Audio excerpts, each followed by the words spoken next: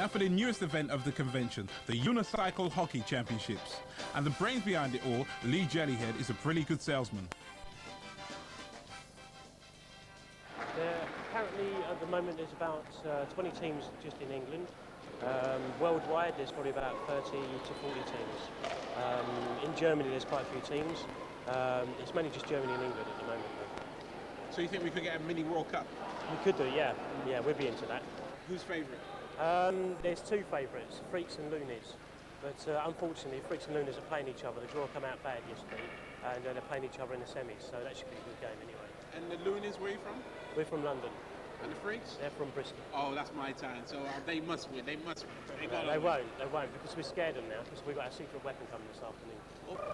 The secret weapon turned out to be Mosley Jellyhead, Lee's baby son, whose fame is spreading. But this is definitely not a sport for babies or the weak-hearted. I asked some young hopefuls how to deal with the Vinnie Jones of unihockey. Run away as soon as they come on. Yeah, You learn to go backwards, do you? Yeah. You learn to fall off and run. But good players are in huge demand, and the convention had displayed some new skills to the expert eye. We can see the big transfer market coming along. Yeah, last night we was talking to a few people, and we wanted to buy them in and buy them out and things like that. But unfortunately, we haven't got any contracts or things lined up yet. The rules are roughly the same as field hockey without boundaries, although some of the finer points are still under discussion. Okay with the rules now. Good luck, Mozzies. All right. So away we go for the first of the semi-final. The Mozzies in the multicolored strip and my Bristol team Catch in the infinitely more professional looking black strip.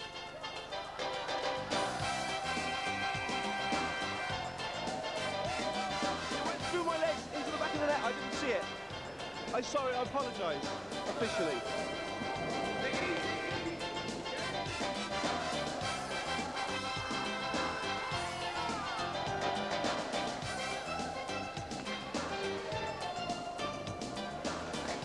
It soon became clear that despite the t-shirts, the Bristol boys were not taking it seriously. So I turned to the other Bristol team who had made it through to the semis. The final score told the story, 12-2 to the Mozzies, whose mainstay was the hugely talented Yuri Abrahams from Holland.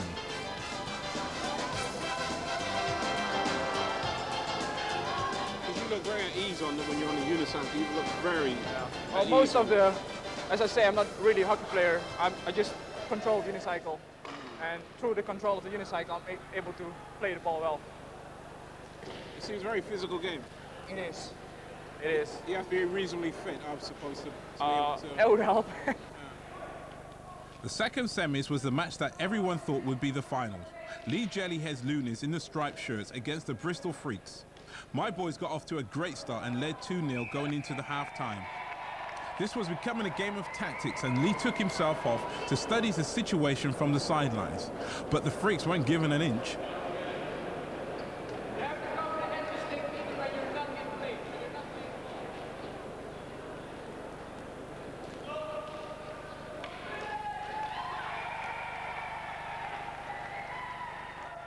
Anxious moments, but the Lunis kept up the attack and eventually got two back.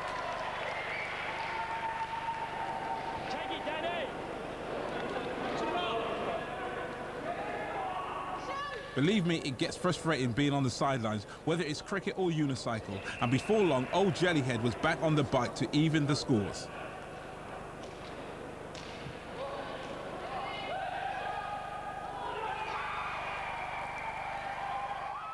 Only 30 seconds left on the clock. It was tense.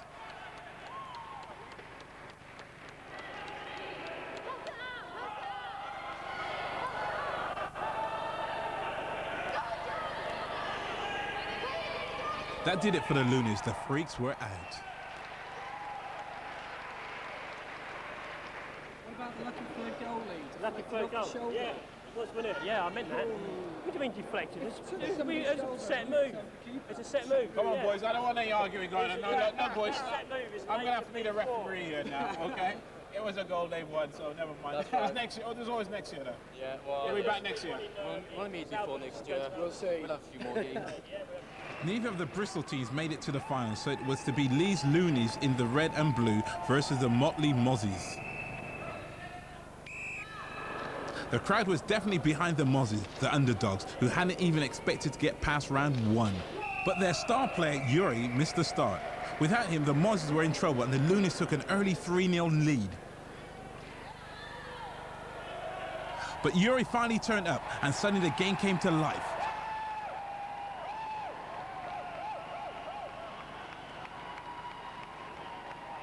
Single-handedly, he took on the favourites.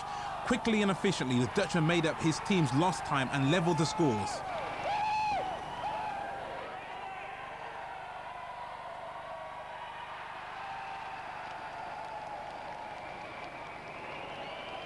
The Lunis found themselves on the back foot against a team they described as a bunch of amateurs. They knew the danger man and started to mark him.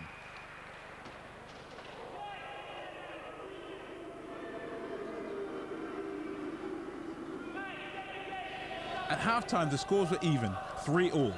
Time for a pit stop, repairs and team talk before resuming battle. Come on, pit stop. It isn't bad for a pit stop.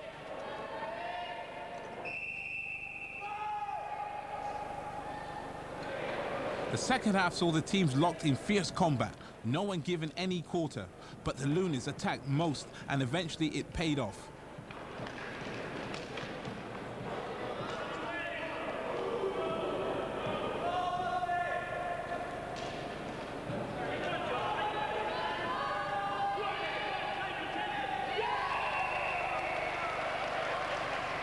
Was this the beginning of the end for the Mozzies?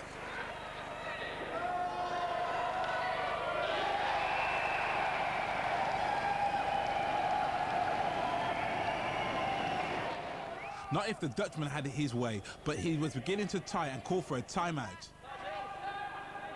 Tempers frayed as the Lunis scored after Yuri's signal. Should the goal be counted? With only a few minutes left on the clock, it could be a crucial goal.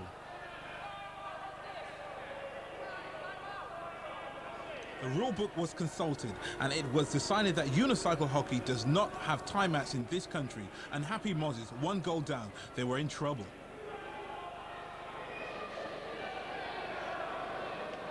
But it's not over until the final whistle and the last seconds were nail-biting stuff.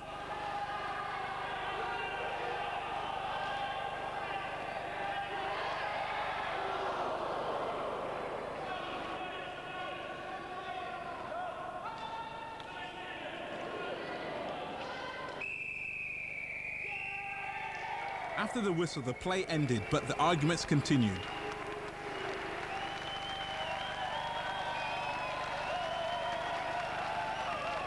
While the Lunis did what winners do and claimed their trophies, the mascot did get away with a timeout. I was actually very surprised how competitive it was out there. No, it's even worse than that. I think we only actually played about half speed. Seriously though, I think about 3/4 speed, not even full. There seems to be a bit of niggle going on out there too. Yeah, It's starting to get serious, isn't it? yeah, it was getting a bit serious because the serious people were losing it a bit and they just couldn't quite handle it. So you get people whinging about these stupid fouls and things like that, which don't happen. While they continued to fight over the rules, I had better things to do with my time.